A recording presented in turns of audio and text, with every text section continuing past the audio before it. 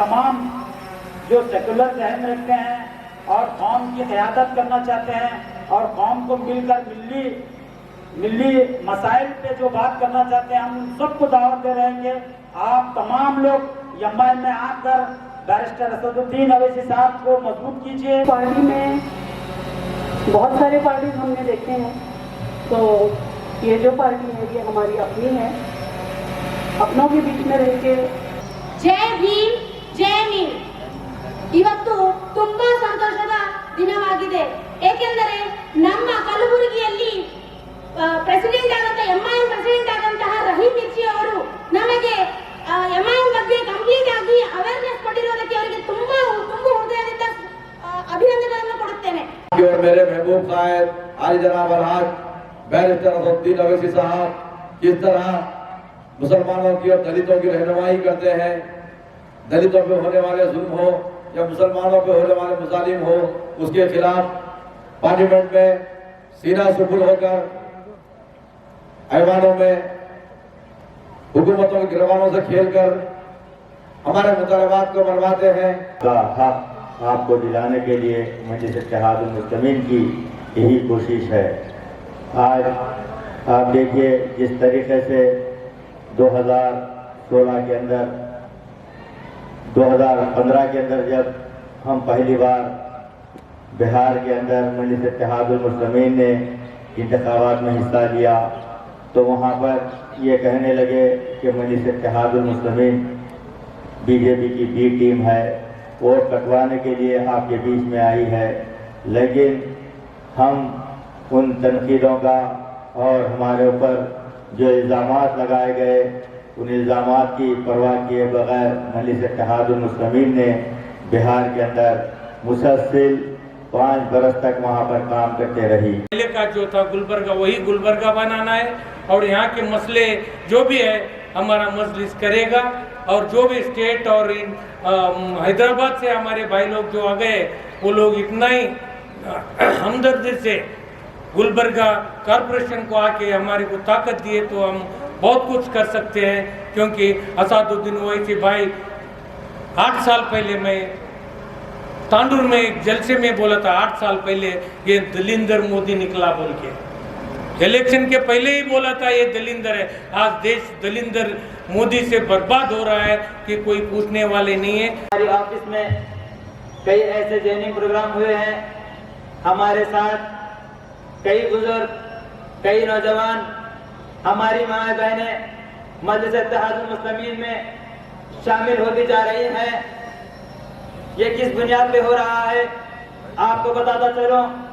2013 की गुलबर्गा की तारीख, जब मैं कमोबेश 15 साल का था, जब मैं लोगों के दरमियान में खड़े रहकर कहता था कि आप आओ मजलिस का साथ दो। आपने क्या आवाज उठाया, जब अल्लाह के सामने क्या मुंह लेकर जाएंगे, क्या बात करेंगे, क्या जवाब देंगे, ये आपकी जिम्मेदारी है।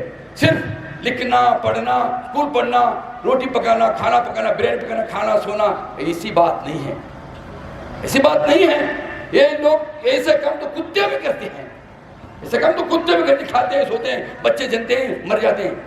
हमने इंसान हैं, हम उस नबी के गुलाम हैं, आखिर जमा 2 जहां के सरदार, हम उनके गुलाम हैं। तो हमारी जिम्मेदारी क्या है? हम जात पात का बात नहीं करना है, हम जात का बात नहीं करना है। ये पार्टी मुसलमानों की पार्टी नहीं है, ये इंसानियत की पार्टी है, ये इंसानों की खिदमत करने की पार्टी है।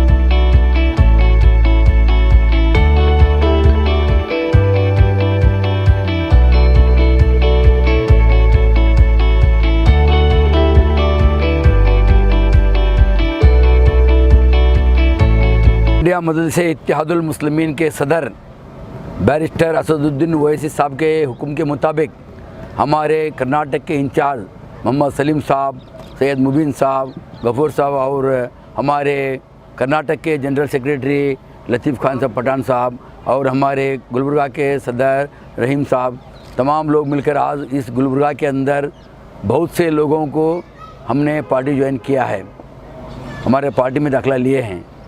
तो ये मकसद लेकर दौरा हो रहा है कि गुलबर्गा होने के साथ कल बीजापुर हो जाएगा, बीजापुर के बाद में जमखंडी हो जाएगा, जमखंडी के बाद में बेलगाम हो जाएगा, बेल्लारी हो जाएगा, बेलगाम हो जाएगा, हुबली हो जाएगा और इसके बाद में फिर सेकेंड दौरा फिर शुरू हो जाएगा। इसका मकसद ये है तो स्टेट के अंदर जो बिहार के अंदर चुनाव हुआ है वहाँ से 5 कैंडिडेट हमारे जीत चुके हैं, बहुत से लोगों का इस पार्टी के अंदर दाखिला लेना शुरू हो चुका है। नकीब मिल्लत के हुक्म के मुताबिक मोहम्मद सलीम साहब, मुबीन साहब, गफूर साहब आए हैं, दौरा हो रहा है, बहुत से नौजवान लोग हमारी पार्टी में शिरकत फरमा रहे हैं। तो इसका मकसद ये है, हम ये बात बता रहे हैं कि मजलिस इत्तेहादुल मुस्लिमीन का मकसद क्या है, ये क्या करना चाहती है, इस देश को किस रुख पर ले जाना चाहती है, जात पात का बात नहीं करती है। ये बातों को रख कर हम पार्टी के अंदर लोगों को ज्वाइनिंग कर ले रहे हैं। तो माशाअल्लाह अल्हम्दुलिल्लाह बहुत यूथ आ रहे हैं। तो आगे चलकर पंचायत से लेकर पार्लियामेंट तक हमारी पार्टी लड़ते रहेगी, पॉलिटिकल लड़ेगी। बात ये बताएगी कि इस देश के अंदर डॉक्टर बाबा साहेब अम्बेडकर का जो कॉन्स्टिट्यूशन है उसके हिसाब से इस देश को चलना पड़ेगा। इस तरीके से बीजेपी, कांग्रेस और जेडीएस को लेकर एक माइनॉरिटी गुलबर्गा हब माना जाता है, यहाँ पे इन तीनों के कंपटीशन में आपको लगता है कि एमआईएम अपनी जगह कहीं ना कहीं बना पाएगी? कहीं ना कहीं क्या, कम से कम हम लोग ये सोचते हैं कि 50% तो आएंगे ही आएंगे, हमारे कुल जितने हैं ना उसके अंदर 50% आएंगे। तो हमारी पार्टी का मकसद ये है, हम इस देश के अंदर बीजेपी की आइडियोलॉजी चलने नहीं देंगे, हम इस देश के अंदर कांग्रेस की आइडियोलॉजी चलने नहीं देंगे। अगर इस देश चलेगा तो डॉक्टर बाबा साहब के अम्बेडकर के कॉन्स्टिट्यूशन के हिसाब से चलेगा। तो हम लोग बहुत उम्मीद लेकर हमारे सलीम भाई, मुबीन भाई, गफूर भाई और हमारे जनरल सेक्रेटरी और हमारे खजांची सलीम पठान साहब, तमाम लोग मिलकर पूरा देश और राज्य का, स्टेट का दौरा कर रहे हैं। बहुत से यूथ्स के अंदर एक खुशी महसूस हो रही है कि कोई नहीं आते थे, अभी बहुत से लोग आ रहे हैं। तो हम उम्मीद करते हैं कि हम बल्लारी में लड़ेंगे, हम हुबली में लड़ेंगे, हम बेलगाम में लड़ेंगे, हम बीजापुर में लड़ेंगे। जो कॉर्पोरेशन इलेक्शन जहाँ चलता है हम लड़ेंगे ही लड़ेंगे, उसमें हमारी जीत हासिल करेंगे ही करेंगे इंशाअल्लाह। कर्नाटक में ग्राम पंचायत इलेक्शन भी हो रहे हैं, इंतखाबात हो रहे हैं, इसमें क्या रोल? इसके अंदर हमारे पार्टी की तरफ से 2 गुलबर्गा डिस्ट्रिक्ट चिगरहल्ली, आलंद में हम लोग टोटल 20 कैंडिडेट को डाल चुके हैं। तो मालूम हो जाए कि हमारे कितने कैंडिडेट जीतेंगे, क्या करेंगे, आपको मालूम हो जाएगा। अल्हम्दुलिल्लाह आज अली जनाब अलहाज बैरिस्टर असदुद्दीन अवैसी साहब, सदर कुल हिंद मजलिस इत्तेहादुल मुस्लिमीन और रुकनी पार्लियामेंट की हिदायत पर मैं, मेरे साथ मेरे जमाती रुफ़ा जनाब मुबीन साहब कॉरपोरेटर, जनाब गफ़ार साहब, यहाँ की हमारे स्टेट की कमेटी अब्दुल गनी साहब, उस्मान गनी साहब, जनाब लतीफ़ खान पठान साहब, रहीम मिर्ची साहब, जनाब मंसूर खादरी साहब, सदर बिदर डिस्ट्रिक्ट, सारे मिलकर हम 6 रोज़ा दौरे पर कर्नाटक के लिए सदर साहब की हिदायत पर निकले हैं। माशाल्लाह सबसे पहले यहाँ पर हम गुलबर्गे में एक जॉइनिंग प्रोग्राम जनाब रहीम मिर्ची साहब सदर गुलबर्गा डिस्ट्रिक्ट की जानिब से रखा गया है। अल्हम्दुलिल्लाह काफ़ी रिस्पांस आया, लोग हज़ारों की तादाद में आकर शमूलियत इख्तियार करे और कई लोग फ़ोन कॉल के ज़रिए, तिजारत पेशा लोग, इंटेलेक्चुअल्स, सारे लोग यही कह रहे हैं अच्छा करे आप आए, हम आएंगे, हम ज्वाइन होंगे बोलकर। अल्हम्दुलिल्लाह काफ़ी अच्छा रिस्पांस मिल रहा है। मैं आपके चैनल के ज़रिए सारे कर्नाटक में ये बात कहना चाहूँगा कि मजलिस इत्तेहादुल मुस्लिमीन कोई कम्युनल पार्टी नहीं है, ये दलितों की, मुसलमानों की, हिंदू, मुस्लिम, सिख, ईसाई की पार्टी है। आज भी हमारे पास हैदराबाद में कई हिंदू भाई मेरे कॉरपोरेटर्स हैं, हम उन साबिक़ा में भी चेयरमैन बना चुके हैं, उनको मेयर बना चुके हैं। एमएलए के लिए भी हमारे हिंदू भाई लड़े हैं, जीत हासिल नहीं हुई लेकिन हिंदू भाई भी हमारे टिकट पर लड़े हैं। इंशाल्लाह उसी तरीके से हम सारे कर्नाटक का अल्हम्दुलिल्लाह हर 3 महीने में हम इसी तरह दौरा करेंगे। सदर साहब की हिदायत पर जनाब हमारे उस्मान गनी साहब के साथ मिलकर सारे कर्नाटक में बारी बारी हम अलग अलग डिस्ट्रिक्ट को जाएंगे। अब की बार हम यहाँ से निकलकर बीजापुर जा रहे हैं, बीजापुर से जमखंडी, जमखंडी से बल्लारी, हॉस्पेट, हुबली, बेलगाम होते हुए रायचूर में हम ख़त्म करेंगे हमारा प्रोग्राम। इंशाअल्लाह इसी तरीके से हर 3 महीने में एक बार हमारा प्रोग्राम जारी रहेगा। जैसा कि गुलबर्गा में मजलिस इत्तेहादुल मुस्लिमीन के जानिब से कर्नाटक के अंदर गुलबर्गा से आगाज़ हुआ, क्योंकि पब्लिक का हमेशा से ये कहना था कि एमआईएम पंचायत इलेक्शन में नहीं ठहरा करती। तो मैं समझता हूँ कि हमारे सदर साहब बैरिस्टर असदुद्दीन अवैसी साहब, उसके बाद हमारे जो यहाँ के इंचार्ज हैं मोहतरम जनाब सलीम साहब, और हमारे यहाँ के सदर उस्मान गनी साहब, हमारे लतीफ़ पठान साहब, ये तमाम लोगों ने हमारे को हिदायत दे के ये कहा कि हम इस मर्तबा पंचायत इलेक्शन से लड़ेंगे।